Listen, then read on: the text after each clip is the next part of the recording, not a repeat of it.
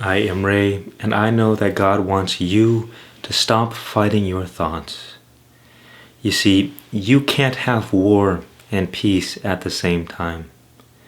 And yet a lot of us, we expect or we desire peace, and yet we are at war with ourselves. Let me ask you this. If you are at war with yourself, with your thoughts, with your mind, who is going to win? Who wins this battle? Who is even fighting this battle? If you are the voices inside your head, then who is the one that is listening? Who is even fighting this war? I don't understand. Please, help me. Help me to understand. Help me help you. Because none of this makes any sense. Well, I guess I do remember what this was like. I remember how terrible it is to struggle with your thoughts and to not know how to deal with them. And so it feels like we enter into a slave-tyrant relationship with our mind. This tyrant I call the monster mind. It's the source of all negative beliefs, all negative thoughts and ideas. The sower of doubt and fear and worry and concern.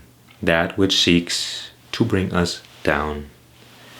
But you have a special power in this so-called inner war. And that is that you have the power to surrender. You don't have to fight this war anymore. You don't have to fight with yourself. Because what's the point? Do you want to live a life of peace? Do you want to have inner harmony?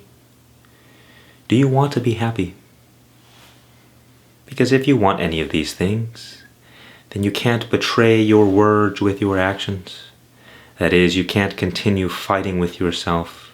You can't continue judging yourself all the time. You can't continue to say, oh, I'm such a bad person, or oh, I feel so guilty and I'm so ashamed of myself. You must stop all of this psychological drama. Otherwise, you will never have peace.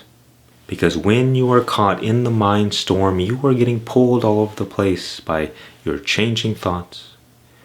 Your mind, your thoughts are always changing. And if you get attached to your thoughts, if you identify with your thoughts, you too will get pulled all over the place, and that is responsible for your lack of peace. But when you begin surrendering this battle, you can become the eye of the storm, and it will not matter what happens around you. You will be centered in stillness, in peace, in silence. But you must first break the habit of negative thinking, of being at war with yourself, because if we were conscious of what we were actually doing, we would stop doing it. Because you wouldn't consciously ruin your life and not do anything about it. No, we unconsciously ruin our life on accident because we are unaware of what we are doing.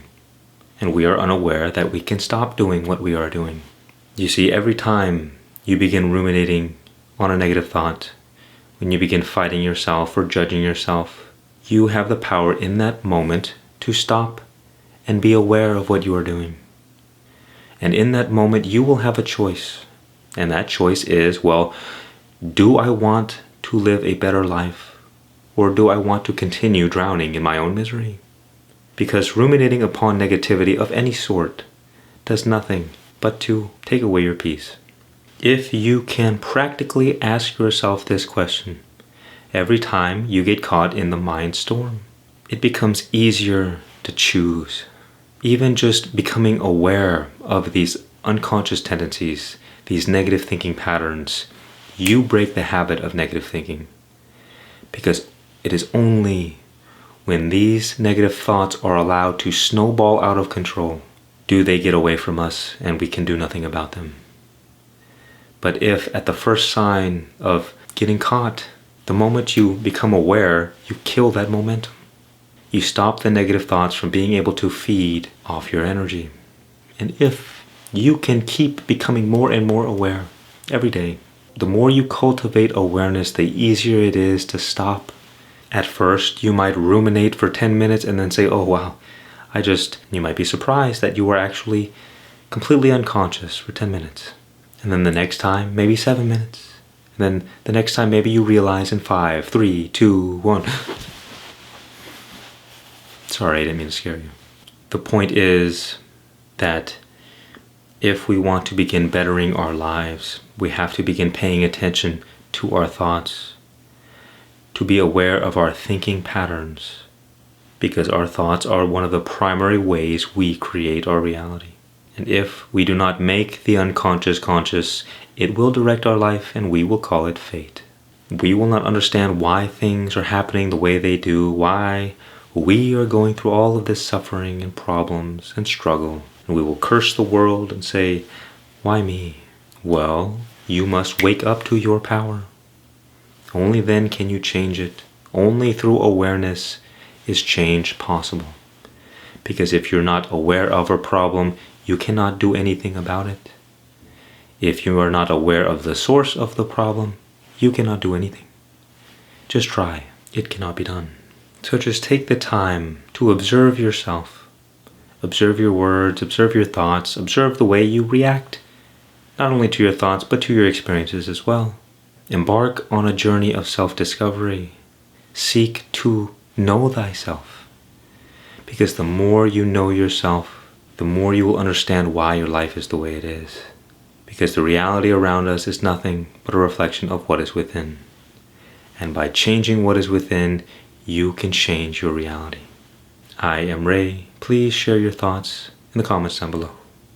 Much peace and many blessings.